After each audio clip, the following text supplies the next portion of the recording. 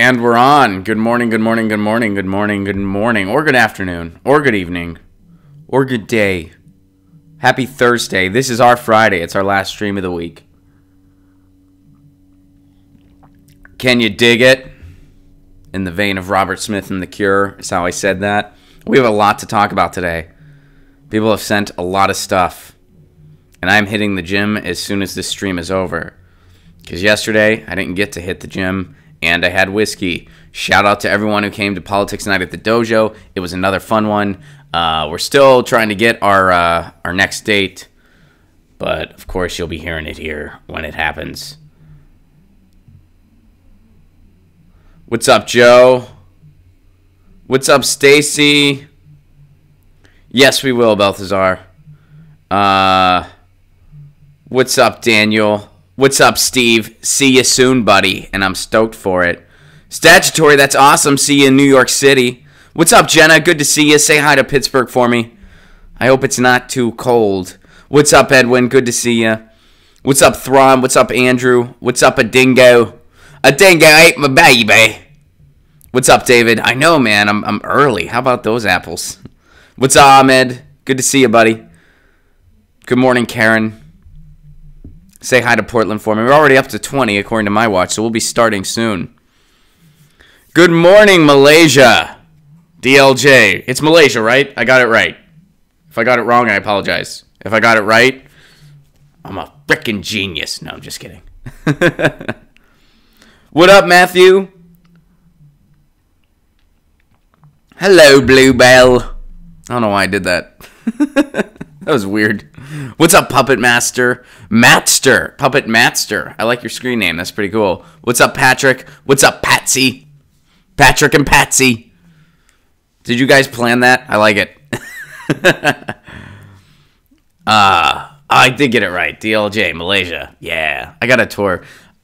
Hey, email me if you know any way I can do a show in Malaysia, because I'd freaking love that.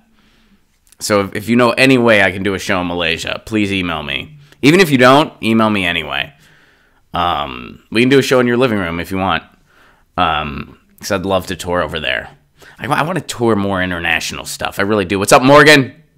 What's a comedian doing up at 10 a.m.? Doing Get Your News On with Ron. That's that's what I'm doing. Farhead, good to see ya, and I'm glad I'm going to see you in Fort Worth. Tickets are available now, of course. Yeah, I do Get Your News On with Ron every Monday through Thursday. And we are over 30. Welcome to Get Your News On with Ron, the world's first viewer-curated streaming news show. What does that mean? That means you guys send me articles, you send me what's going on in the world, and we talk about it. And I'm seeing all this stuff for the first time. We learn the news together. How cool is that? Improv news. Join the chaos. Welcome. Good to see everybody. This is our last stream of the week. We do this every Monday through Thursday at 1 p.m. Eastern Time, 10 a.m. Pacific Time. And, you know, wherever else you guys are at. You know. So, we have a lot to get through today. You guys sent me a lot of stuff. We're probably not going to get to everything. But let's start. So, this is going to be the topic today. Because I figured, why not just make this the topic? Because this is unfolding right before our eyes. We are seeing this right before our eyes, and that is, of course, Venezuela. Venezuela crisis. What happens now after two men claim to be president? This is from The Guardian. Venezuela's political crisis was turned on its head Wednesday as a succession of world powers declared they were recognizing the opposition leader Juan Guaido as the South American country's rightful interim president. The citizens of Venezuela have suffered far too long at the hands of the illegitimate Maduro regime. This is Donald Trump. He tweeted it. Donald Trump supported a coup via tweet. That's where we're at. We are about 5 years away from a president who will just recognize it via Snapchat. They'll post a picture of themselves with like a cat face, and they'll be like, I recognize this leader, and then the leader will just pop up as a graphic. It'll just be the name of who they prefer, and they'll be like, that's my official stance. That's where we're going to. Regime change interference via tweet. USA. All right, so back to this article. Soon after, Canada, Brazil, Colombia, Chile, Peru, Ecuador, Argentina, Paraguay, and Costa Rica said they would follow suit, although Mexico's left-leaning government said there would be no change of policy for now, and Bolivia's president, Evo Morales, attacked what he called an imperialist assault on South America's right to democracy and self-determination. Brazil will politically and economically support the transition process so that democracy and social peace return to Venezuela, tweeted Brazil's far-right president, Jair Bolsonaro. A senior U.S. administration official said the move meant Maduro and his cronies now need to understand they had no future and no choice but to accept a peaceful transition and an exit solution. You know, here is what they mean by Maduro and his cronies. Based on accounts from people who were there, and I wasn't there, but this is based on the accounts of reporters who went over there. I looked at Mike Preisner's Twitter this morning, for instance. He works with Abby Martin. Maduro was elected, and he had a movement of lefties and activists and poor people, etc., amidst him. And it was a democratic process. And for whatever reason, we've decided we can just interfere with something like that whenever we feel like it, apparently. A president can just tweet and just be like, yeah, no, I don't recognize that. I don't recognize your right to democracy. I don't recognize that's the way I see this. And we're going to talk about it. Maybe some of you see it differently. And, you know, when you see people going, well, I don't like Maduro because like blah, blah, blah, blah, blah. Like, it's like, well, how does that even matter in this case? It's a democratically elected person, elected for a job. What right does anyone have to interfere? That's the way I see this, for instance. So let's see what else is going on. So they're saying they have to leave. That's what the U.S. is saying. Eric Farnsworth, a former U.S. diplomat and vice president of the Council of the Americans, said Guaido's move and Trump's swift recognition, which came on a day of rare mass protests in Venezuela, was a clear inflection point that could prove the tipping point for Maduro's embattled regime. I don't think we can automatically assume he is on the way out, but I do think today is the most serious threat he has faced. Yet it was also a moment fraught with danger, both for the regime and the country. Maduro can't acquiesce to the shift. He is going to have to react in some way. Maduro wasted no time in launching his counterattack. From the presidential palace's People's Balcony, he announced he was breaking diplomatic relations with the U.S. and gave U.S. diplomatic personnel 72 hours to leave the country. I saw that in the news yesterday. Maduro claimed an attempted coup backed by the Gringo Empire was underway and urged supporters and, crucially, the armed forces to resist it at all costs. So this could turn violent, I think is the short summary there. We are defending the right to the very existence of our Bolivarian Republic, Maduro said, accusing his foes of trying to steal Venezuela's oil, gas, and gold. They intend to govern Venezuela from Washington. Do you want a puppet government controlled by Washington? Beyond breaking ties with the U.S., many now expect Maduro to order the arrest of Guaido or other opposition leaders. Farnsworth said Maduro might also turn sharpshooters on crowds and try to scare everybody back home. If that happened, the U.S. and the international community would be forced to react.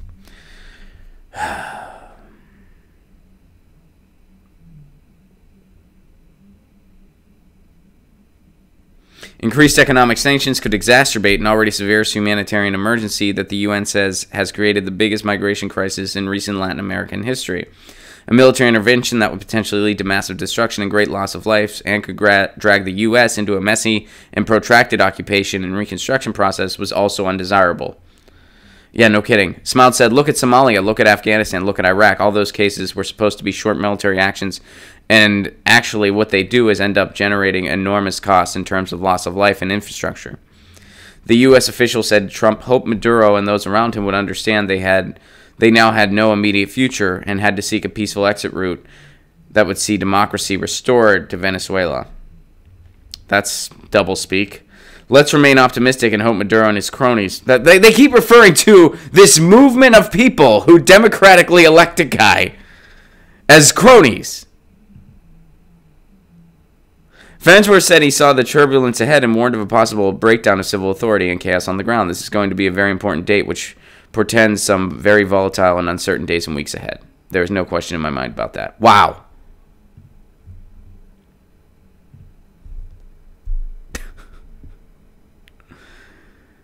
A movement of people. They're considered cronies by the U.S. And we can just pick different leaders when we want, when resources are involved. And now this could lead to military intervention from the U.S. This could be yet another war that we could end up staying in indefinitely. This could be Iraq, Afghanistan, Somalia, all over again. When we do airstrikes in Somalia that kill civilians, it doesn't even go reported. You don't even hear about it. And, I have not seen the cable news as of, this breaking, like as of yesterday, basically. I've not seen anything on cable news. So I don't know how it's being reported. If I had to take a guess, I bet they would just sort of focus on the fact that Trump tweeted about it. Oh, he supported a coup via tweet. How ridiculous. Which it is ridiculous. It is absolutely ridiculous. But I have a feeling they might just focus on that instead of what actually is going on and how this could turn into another potentially endless invasion. So let's see what you guys are saying. What's your take on what's going on in Venezuela?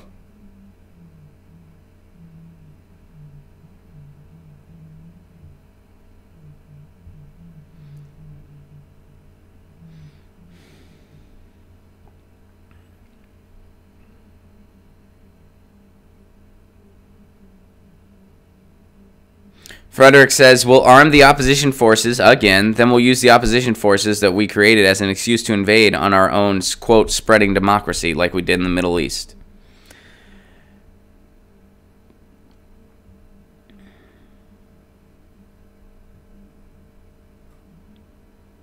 The U.S. is a rogue state, crippling economic sanctions now. Marcia points out, cronies and regime, all those words are used specifically for propaganda uses.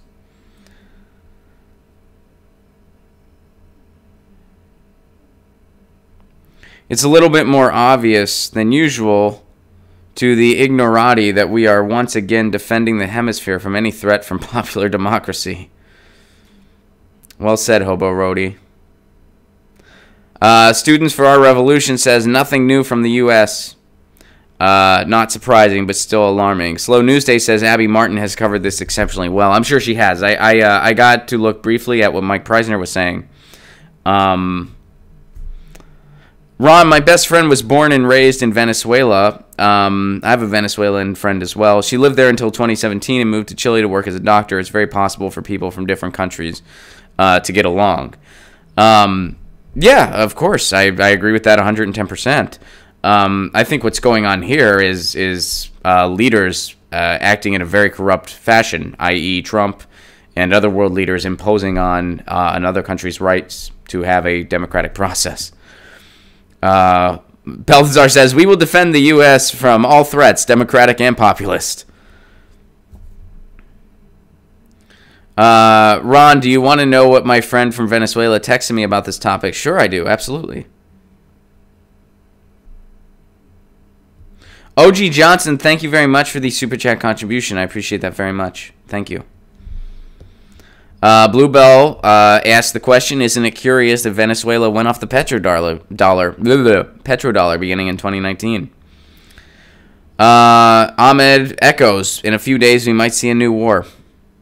Maduro gave U.S. staff 72 hours to leave, and they're refusing. So as of the recording of this, allegedly they're refusing to do so.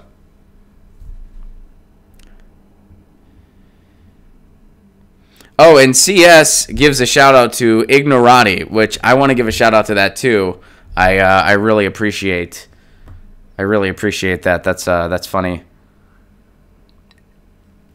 And you know what I tried to do? I tried to tag contrarian. I want that to be a thing. Somebody that kind of comes at everything through the lens of, I want to absorb culture. I want to get it. I want to talk about it. I want to splice it in whenever I can. I want to make a connection to music and culture and literature whenever I can.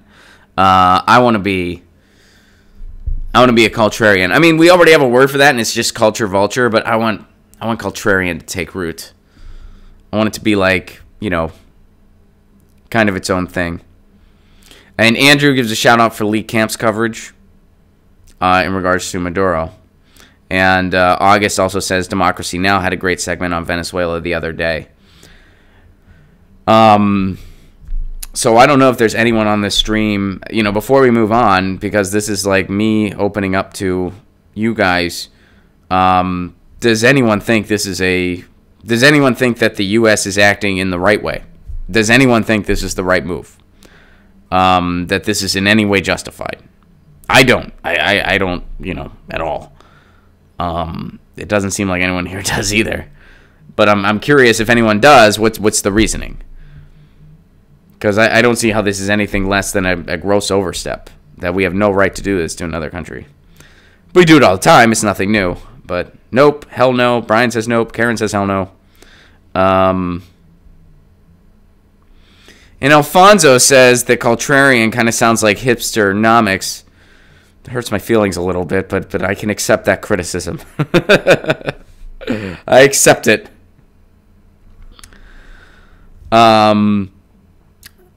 Gemini Dragon, no.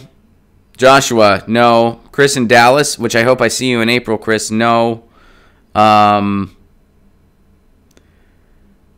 Joshio, I don't know if I'm saying your first name right, and I apologize for that. No. Statutory, nope. Redneckonomics, hell no. Abort You is saying that they wish there were more from Sanders and Alexandria Ocasio Cortes. I agree. Daniel, no. Charles, no. Bluebell, the culturian should be a person who only sees through the lens of their own cult. Oh, man. All right. You guys really don't like my my word idea. Steve says, nobody here but us hippies. And Bluebell says she has a friend who, or not Bluebell, I'm sorry. Moose Girl says her friend is not a fan of Maduro. Well, that's fine. But, they have to have their own elections. And they have to have their own processes. He had a movement behind him. He was elected. She should support the opposition. We shouldn't be overstepping. And it could lead to a disaster. Because it could lead to another war. Red Economics says we need to mind our own business. Get our shit together. It's one thing to help, but to go and criticize another country and to potentially have a military intervention, that's a different story.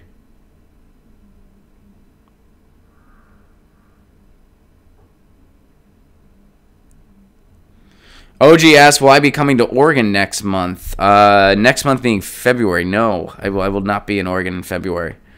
I always wish I was going to Oregon. But I will be in Oregon at some point. The Progressive Comedy Tour is definitely going there. And Lori points out something that I think is important for all of us to remember. We created this. We helped create this mess. We created the mess over there.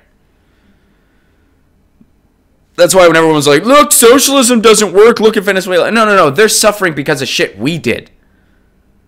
Because of stuff we did over there. Chris in Dallas, yes. Well, I'm coming to Fort Worth. I'm coming to Fort Worth in April. Tickets are available now at ronplacone.com. I'm going to be in Fort Worth. Absolutely. And OG, yes, of course. When we book the Northwest states, I will be announcing the hell out of them on this show. But yeah, Chris in Dallas, I'm coming to Fort Worth in April.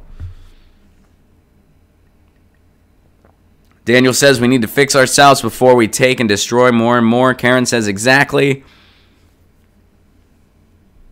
And Redneck's saying, yeah, let's help with humanitarian aid, not help with bombs and overthrowing governments. Amen to that. Imagine the type of country we would be if we did that. Imagine if our interventions around the world was humanitarian aid, not bombs and overthrowing governments.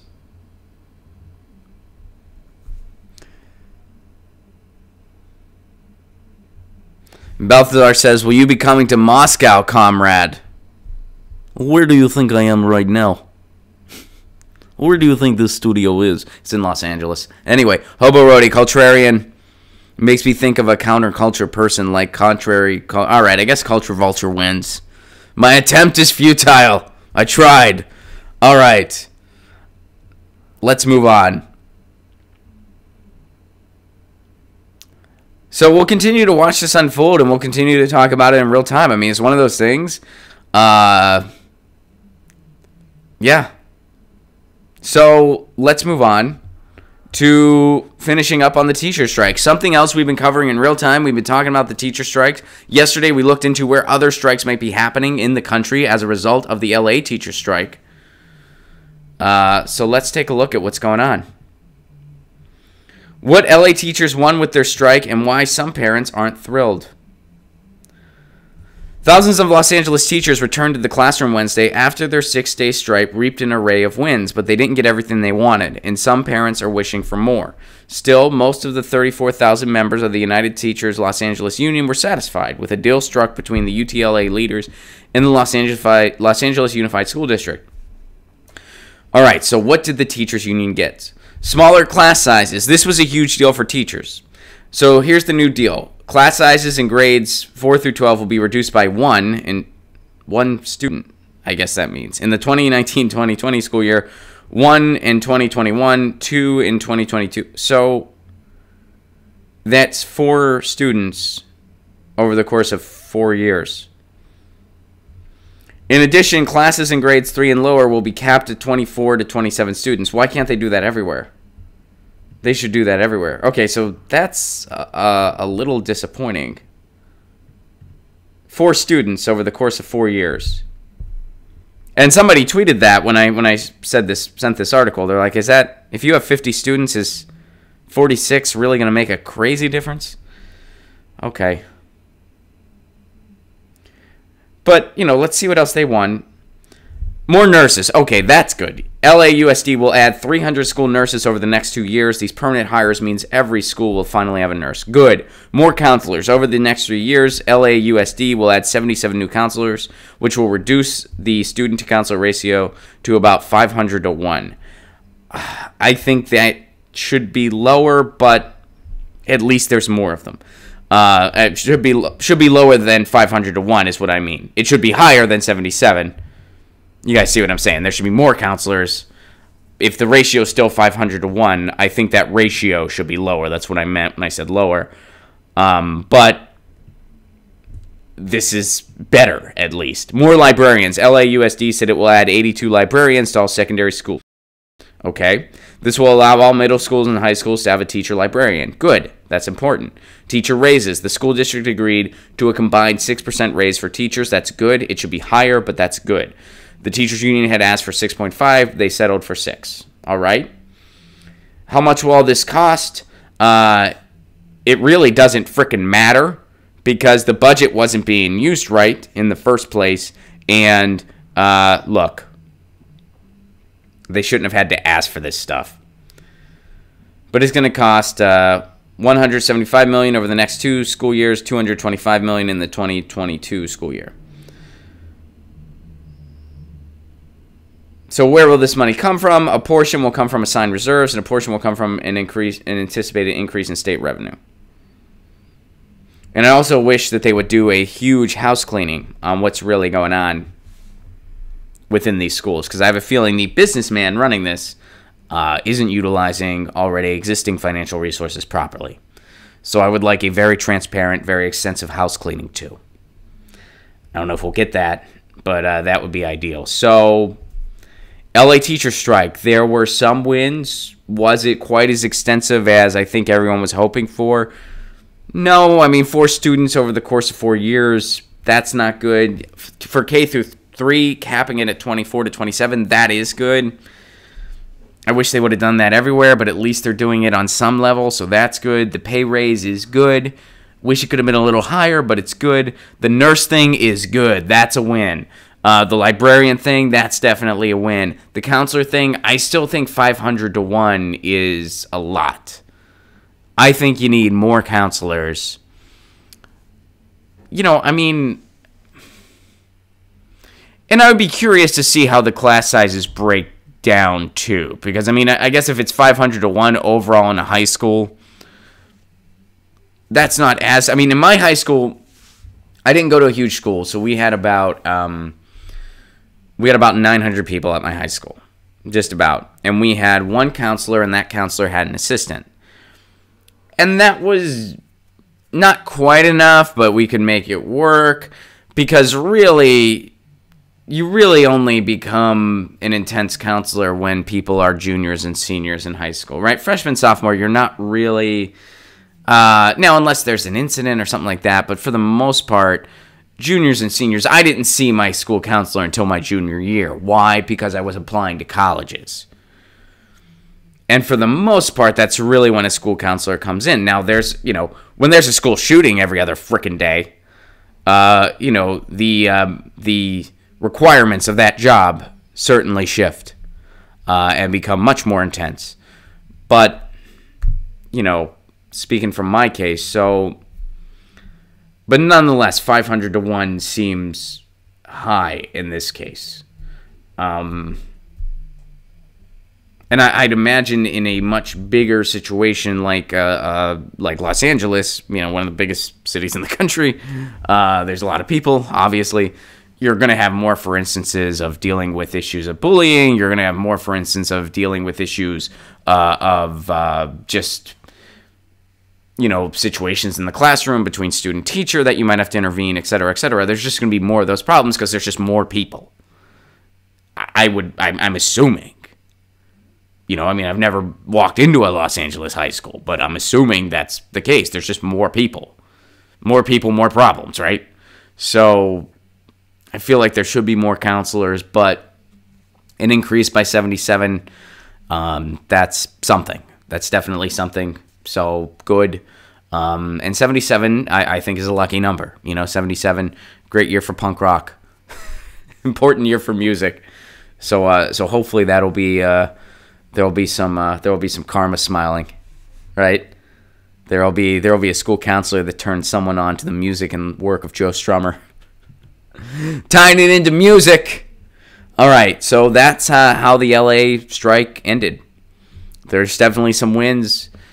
I think everybody probably wanted a little bit more, but the strike was still successful, and that's awesome. And shout out to all the teachers and all the supporters that made it happen. And they made it happen in the rain. Which, hey, this is SoCal. We don't do the rain. All right. So this was in the news a little while ago, but I was curious how she wound up here, and this article tells us. And I haven't read this article yet, so I'm reading it for the first time. Alexandria Ocasio-Cortez, as you probably already heard, she wound up in this big thread about Donkey Kong. She wound up in this big, what was the actual... So it was a Twitch charity stream. That was what it actually was. And as Alexandria Ocasio-Cortez wound up in it, and I didn't know exactly how she wound up there, this article tells us.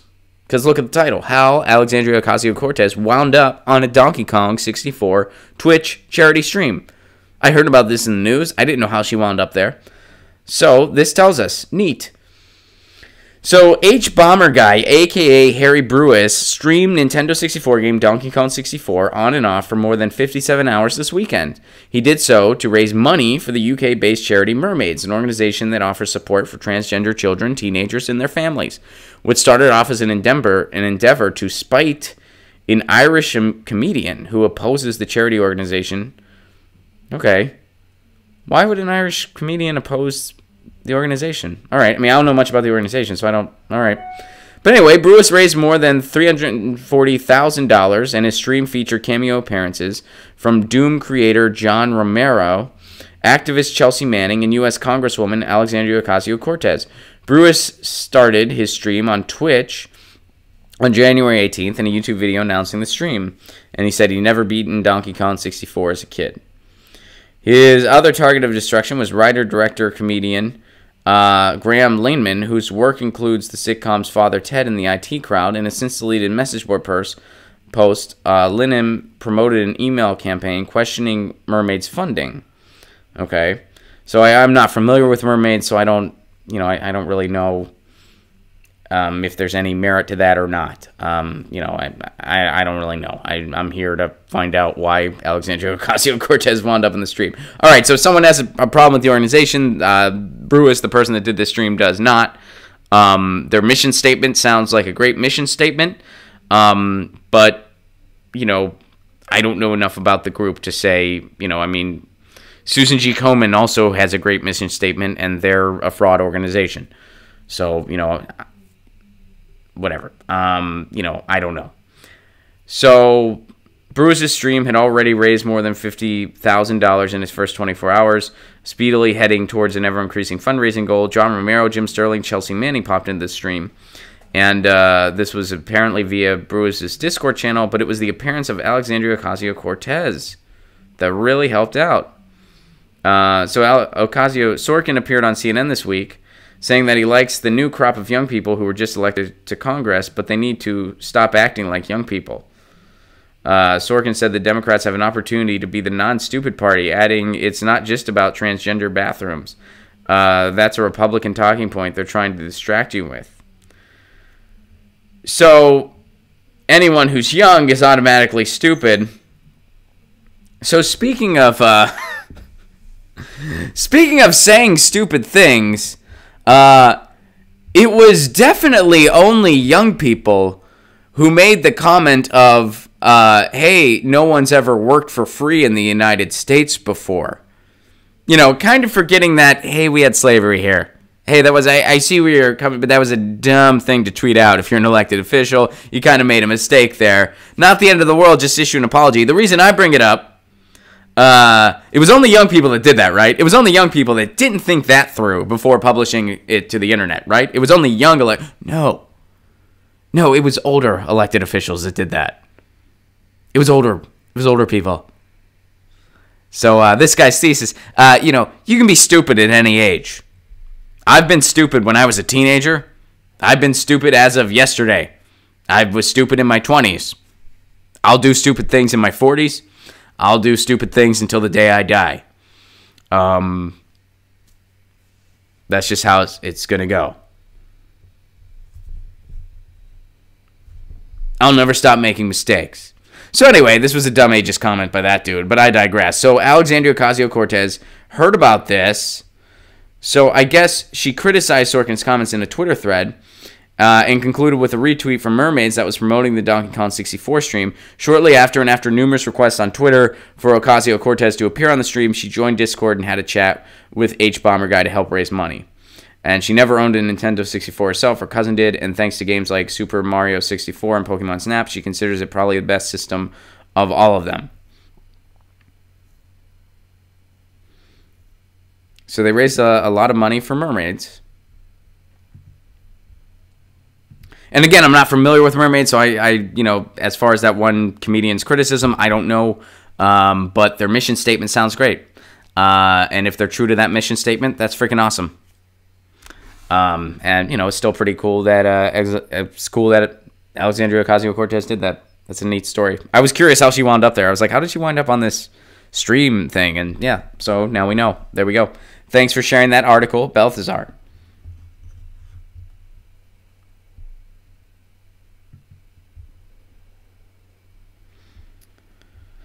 All right, so we have a couple more things that I really want to make sure we get to. So speaking of schools, we're going to go here next. You know how yesterday, or maybe it was 2 days ago, but earlier this week, I was talking about how, you see mismanagement of resources by officials at school all the time. And I brought up for instance, in my high school, that of course was on a very big micro level, where the person that oversaw the student council was embezzling money from the school. He did this via little things like he would claim he bought party favors for the prom. He bought like gift bags for everyone at prom. There were no gift bags. He just wrote off the expense and pocketed the money. And he did this over the course of years and years. And, I told that story. Well, here's an interesting story that surfaced. And here's somebody doing the opposite of that.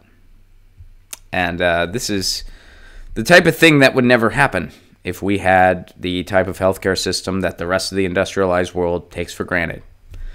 But let's take a look here at this. I haven't read through this article yet. Just saw the headline, so let's take a look. School superintendent faces fraud charges for allegedly using own insurance to help ill student. An Indiana school superintendent who allegedly used her own insurance to help a sick student faces multiple charges, including insurance fraud.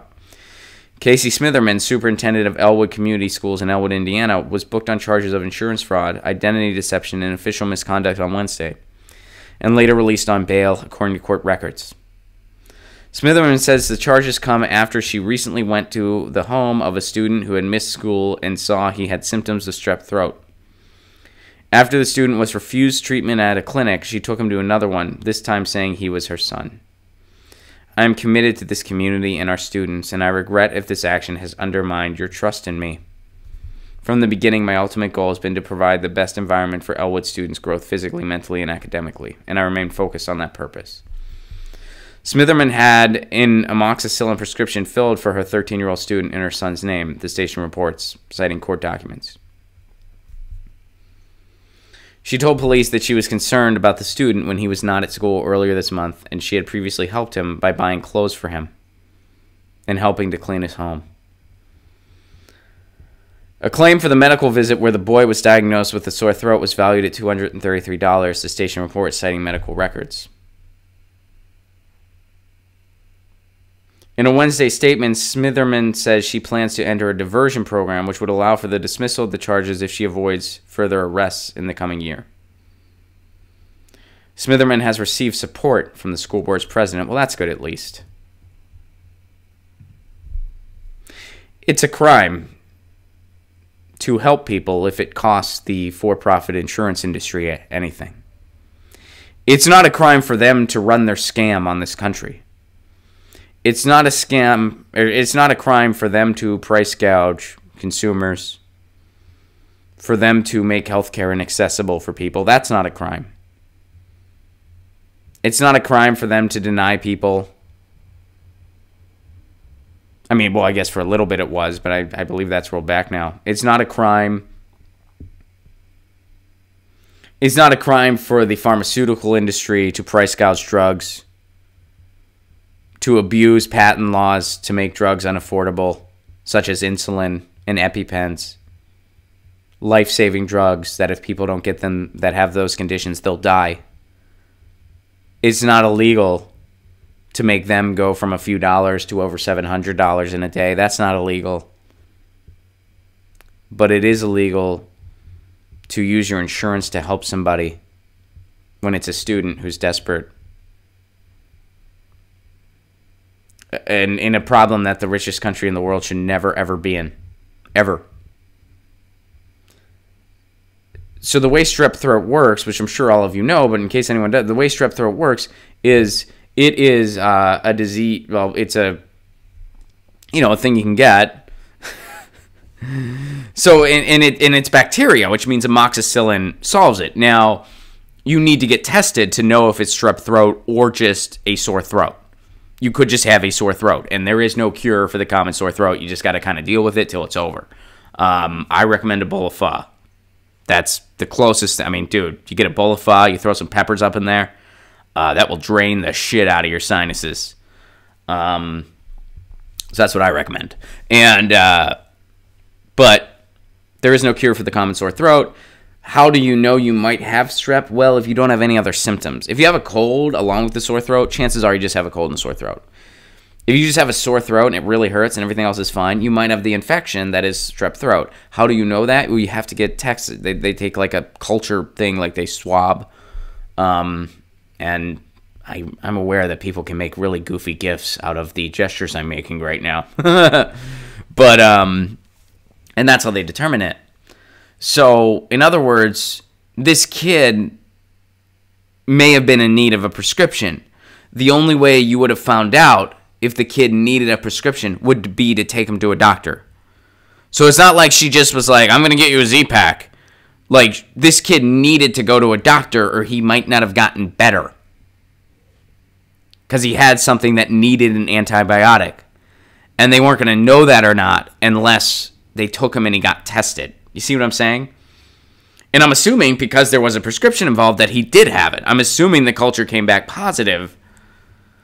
But if he was showing the symptoms, you'll never know unless you test.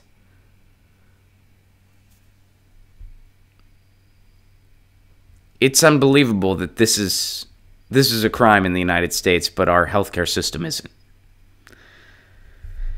And I hope this woman doesn't face any charges. I hope at the very least she receives support from the community. And I hope at the very least, she's able to enter that program where the charges are dropped. And it's really sad that something like this can happen in the United States. And this would never happen if we had the type of healthcare that all the other industrialized nations in the world take for granted. Something like this would never happen. All right. So that's kind of depressing, but uplifting in the sense that there are, some people out there that are willing to help, even if it means putting themselves in danger. All right, so this is something that I don't know if I'm going to understand it entirely. In fact, we'll go to this last because I'm not sure if I understand all the ins and outs of this, so we're going to discuss it. But guys, remember another thing from earlier in this week? We talked about billionaires, and I kind of expressed why should billionaires even be a thing? Nobody needs that much. No one needs that much. Well, guys, I was forgetting about the very compassionate billionaires that are out there that are going out of their way to offer amazing, priceless advice for everyone else. People like this guy. Commerce Secretary doesn't understand why unpaid federal workers use food banks. Commerce Secretary Wilbur Rose on Thursday said he doesn't understand why federal workers are visiting food banks during the partial government shutdown, saying they should instead seek low-interest loans from banks and credit unions to supplement their lost wages. Why can't you just get a loan? Just go grab a loan. Or don't you have a family member who hasn't taken from their trust fund in a hot minute? That has a little extra lying around they could float you? Don't you have that? Why? You're going to a food bank? Why? Just take out a loan. You don't have any debt right now, do you? Student loan debt? What's that? You're behind on your mortgage. Really? On which house? You have one house? Oh my God. Huh. Gee, I guess that's weird. I gotta go play golf. Anyway, let's get back to this guy's awesome advice. I know they are. That's him saying that they're going to food banks, and I really don't understand why. So that's what this guy said on CNBC when asked about federal workers going to food banks. Why is this guy commenting? I mean, he's Commerce Secretary, but why is he commenting on a story having to do with federal workers not being able to go to work? Or not getting paid. Ross is a billionaire and longtime friend of Donald Trump. His comment drew immediate criticism from House Speaker Pelosi. Is this the let them eat cake kind of attitude, she said, or call your father for money? And, it's always good when a 100 millionaire stands up to a billionaire. Doesn't that give you hope, when that 100 millionaire, they're really on your side and they're standing up to that billionaire? But she has a point. I mean, she does have a point. In his television interview, Ross repeatedly stressed that federal workers should simply take out loans. Sure, they'd have to pay interest, but come on. The idea that it's paycheck or zero is not really a valid idea. There's no reason why some institution wouldn't be willing to lend. Yes, go to those institutions, go to those banks. They'll loan you some money at a predatory rate so you can be screwed even harder. And I'm sure you don't have any existing debt. Call a family member. Paycheck or zero. Come on. Where's your optimism, says the billionaire. Sound advice. I mean, clearly we need billionaires because look at this priceless advice. If we didn't have billionaires, where else would we get this great advice? Man, federal workers, come on. What, you don't get a paycheck? Boo-hoo, I have a job and I'm not getting a paycheck. Come on. Loans. What are you doing? Loans. Who says that? Why aren't they taking out loans? I don't get. They're going to the food bank. What is that? Is that a bank where you can invest in food companies? Is that what that is? Is that's where you can just invest? Can I go get like some more shares of Subway there? No, I didn't mean to single out Subway. I have no idea, but that was just what came to my head first. Is that what the food bank is? It helps out poor people? What, people don't have food? Are you kidding me? That's weird. I didn't know that. I thought we did why don't they just sell their second home? I don't understand. I don't know. This guy. All right. That's the guy. You tune into cable news. Hear people like him. Good. Way to go. Awesome. Speaking of people that are really connected and have their thumb on the pulse of what's going on everywhere, Joe Manchin striking again. Joe Manchin's going to vote for Trump's plan to end the shutdown. Blue no matter who. You got to support Joe Manchin. You got to support Joe Manchin. Shout out to those Democrats in West Virginia who shamed everybody into voting for Joe Manchin, a guy who is basically a Republican. And when Joe Manchin had a running mate in the primary, had an opposition in the primary named Paula Jean Swearingen, you were silent. And if anything, criticized her because you didn't want any primary opponents. Shout out to those folks. Joe Manchin will vote for Trump's plan to end the shutdown. Senator Joe Manchin announced Thursday he will vote for President Trump's proposal to reopen the government, making him the first Senate Democrat to back the plan that includes $5.7 billion for a border wall. The big picture, Manchin will also vote for a Democrat-backed clean spending bill, joining at least the Republicans, who have said they will vote for both bills in an effort to end the shutdown. Manchin acknowledged that neither bill is likely to pass the Senate, but said his votes are to start finding a way to reopen the government and getting West Virginians back to work. So he's going along with Trump's plan, giving Trump what he wants. Good job, Joe Manchin. Way to go. Way to go. $5.7 billion. For a wall that most of the country doesn't want. For a wall that the border cities don't want. For a wall that only 7% of people, 7% of people think it's worth keeping the government shut down over this wall. So even people that want the wall are saying, you know what? A lot of people don't want it. It's not worth this government shutdown. Let's just nix the wall for now. Even people that want the wall are going over to that camp. Because, I mean, the last I looked, about 27% of people want the wall. Only 7% of people think it's worth keeping the government shut down. So that means 20% of those, that means most of the people who want the wall, which is already a small number, even most of them are saying, hey, this isn't worth it. Let's just nix it for now. Let's just get the government reopened. And yet, here's Joe Manchin, the opposition, just giving Trump what he wants. Thumbing his nose at public opinion, thumbing his nose at any Trump opposition, thumbing his nose at the party he is still inexplicably a member of. Blue no matter who, right? Blue no matter who. And don't primary. Now's the time for unity. Don't primary. There are people, I know people who are personalities. They have shows that people listen to.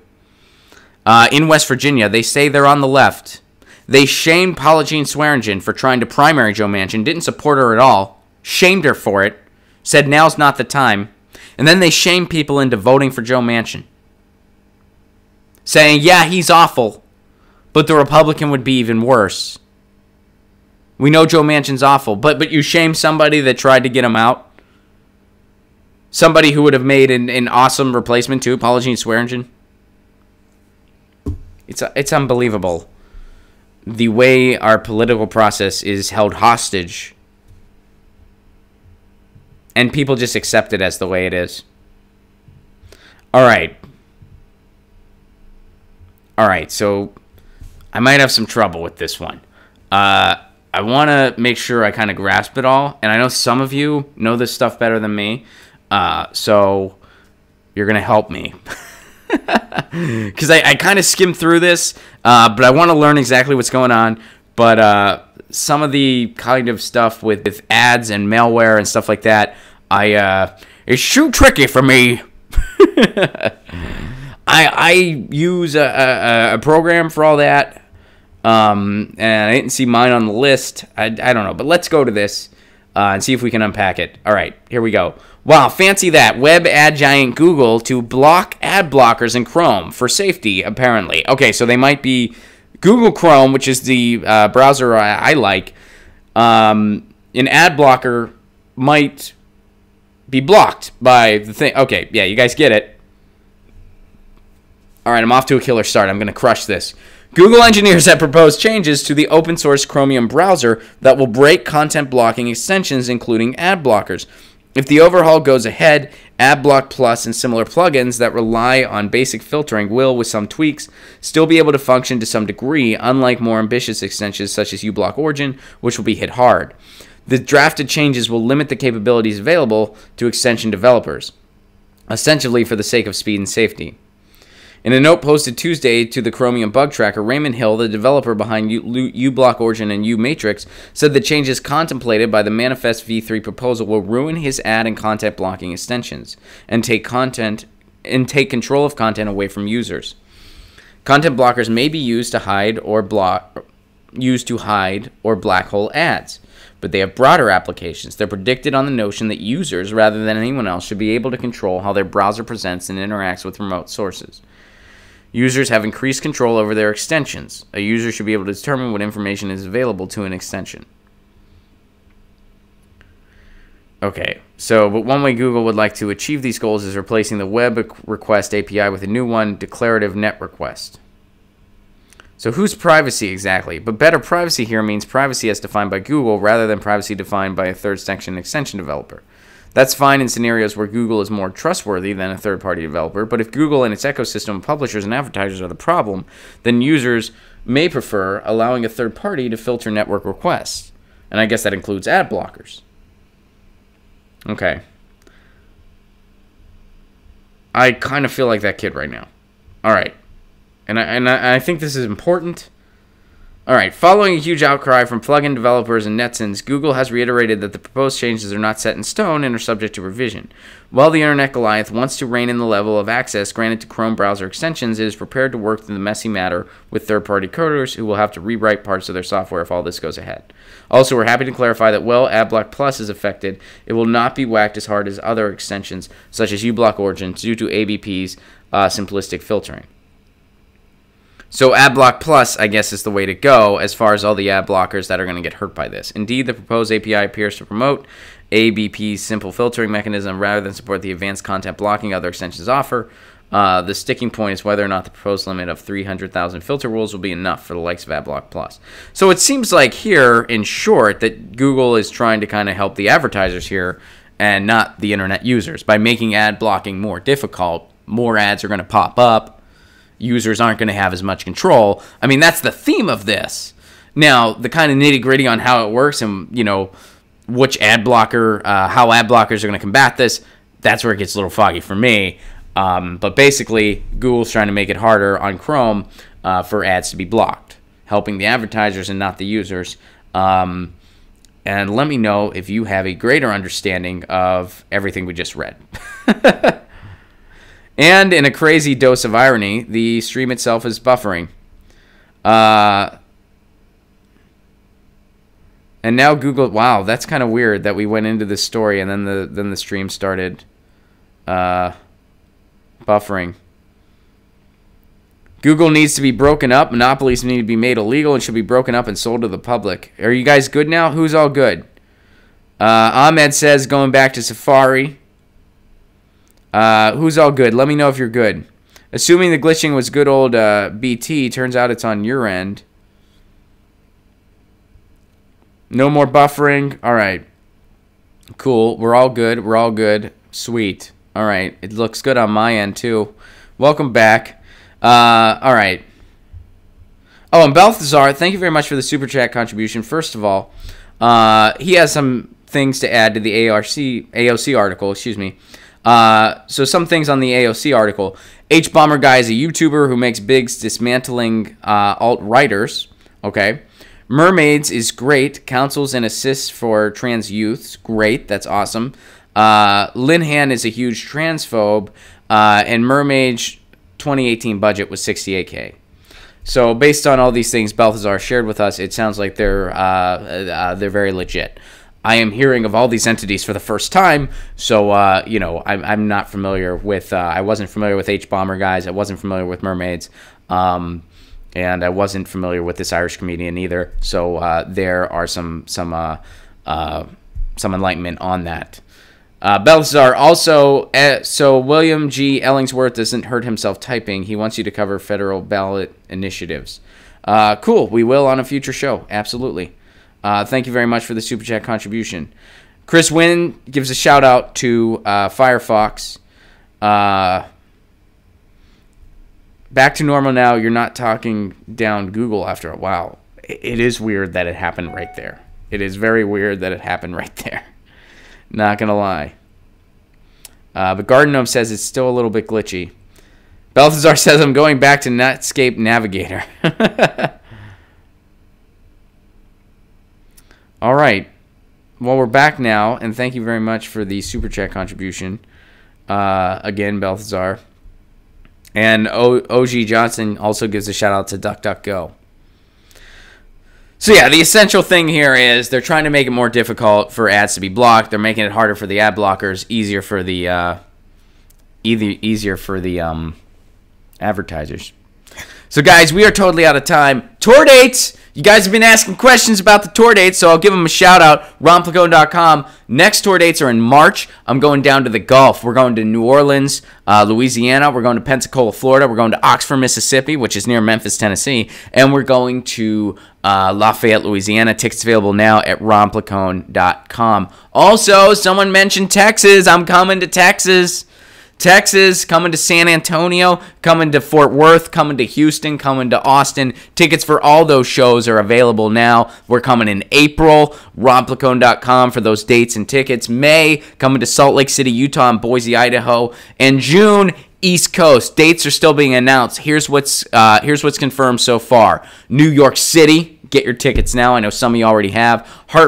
New Haven, Connecticut. Excuse me, I almost accidentally said Hartford. New Haven, Connecticut.